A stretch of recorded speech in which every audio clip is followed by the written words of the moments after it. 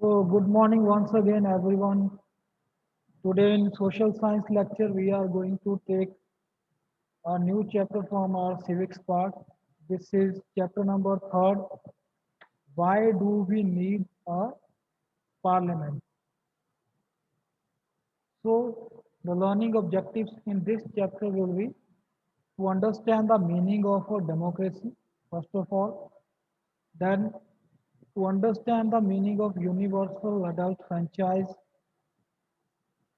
Third, to learn about Indian Parliament and parliamentary democracy. Then, to learn about the Indian method of representation. Then, we will try to find out and understand the concept of simple majority. Okay, so these are the learning objectives of this chapter. So, let's take today's topic. So, today we are going to take a overall look at the chapter. Okay, so as we have discussed in our previous knowledge test that democracy is a form of government which is elected by the people, and in India we are following such type of government. Okay, so as we all know, it's a type of government which is elected by the people of the country. Now, all people cannot elect the government. There is an eligibility criteria which has to be fulfilled by the persons who will elect the government. So, for election, for the purpose of elections, the citizens have been given the right to vote. In civics, in political science, we call it universal adult franchise. So, what is universal adult franchise? Universal means to all, franchise means right. Adult means the persons who are of the age 18 years and above. So all the persons in our country who are 18 years old and or above the age of 18 years, they have the right to choose their government, they have the right to vote. Also, they have the right to contest elections so that they can represent their people. So, in the world today, there are two types of democracies. One are direct democracies and other are indirect or representative democracies. So what are direct democracies? Where people directly make the laws. They are directly participating in the lawmaking process. But the most famous and popular form of democracy is representative type of democracy. That is, persons, people elect their representatives who on their behalf then make the laws for the people and govern the people.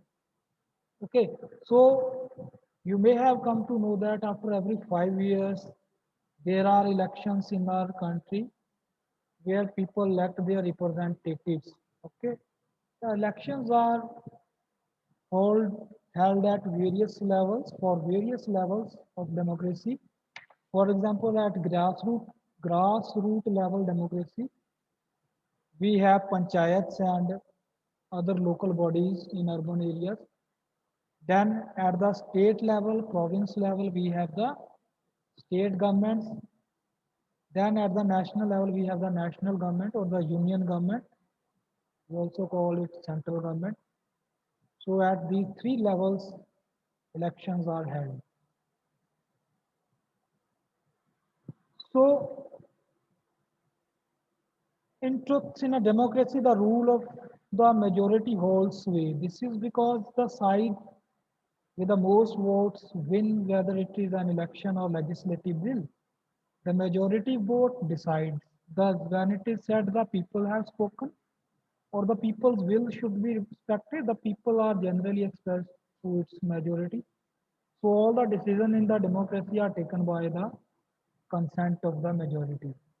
Okay, majority of the people voting होती है, votes होती हैं, कोई भी फैसला लेना होता है डेमोक्रेसी में, जहाँ ज़्यादा वोट्स होती हैं तभी उस फैसले को माना जाता है.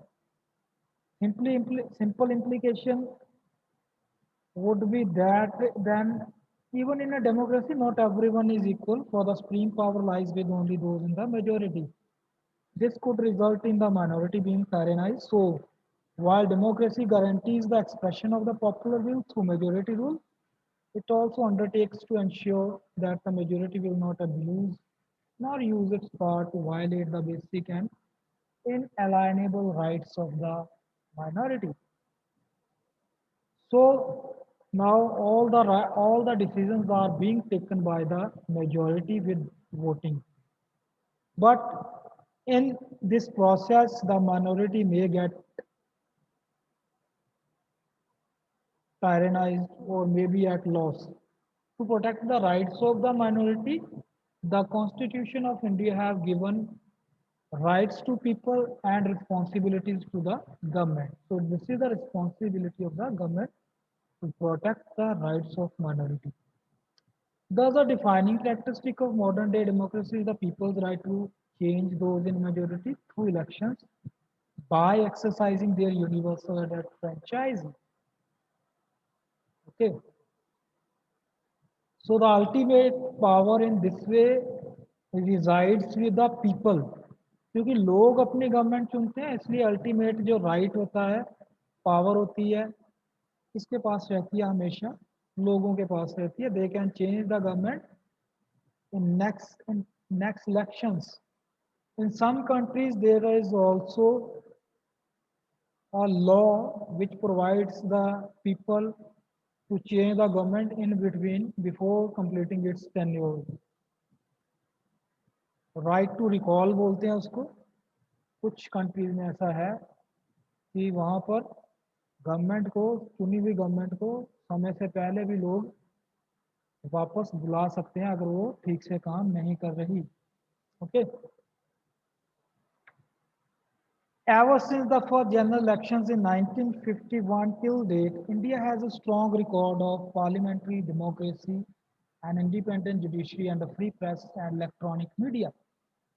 So पार्लियामेंट क्या होता है? ये एक तरह की एक बिल्डिंग होती है जिसमें जिसके टू हाउसेज होते हैं, जिसमें हमारे इलेक्टेड पर्सन्स बैठते हैं, वहाँ बैठकर हमारे लिए लॉज एंड पॉलिसीज़ को बनाते हैं. तो इंडिया में पार्लियामेंट्री डेमोक्रेसी चल रही है 1951 से, जब हमारे फर्स्ट इलेक्शन स्टार्ट हुए थे. हमारे पास एक इंडिपेंडेंट जुडिशरी है. We also have a free press and electronic media. The only time when there was a breakdown in the functioning of democracy was in the emergency years of 1975 to 77. बीच में एक ऐसा time period था जिसमें democracy को democracy को थोड़ा नुकसान हुआ. एमरजेंसी का पीरियड था 2 years का, 1965 to 77 का. But in the very next election, the opposition government was voted in by the people to repudiate the misuse of power by the Indian National Congress. Upholding of democracy is India's pride, and the fact that it has succeeded so far adds to the credibility of the nation. India is the largest and the most populous democracy in the world. So क्या हुआ? Emergency के बाद लोगों ने क्या किया?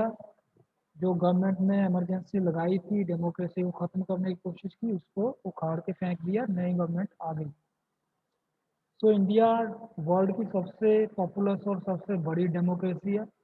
The capacity and the competence to hold regular and fair elections both at the national and regional level, and the ability to bring about new political formations reflect India's success with the democracy. The process through which the majority is formed is of crucial importance. So India is the most populous and majority largest country of the world. So it is upholding democratic principles and ideals by holding regular elections at all levels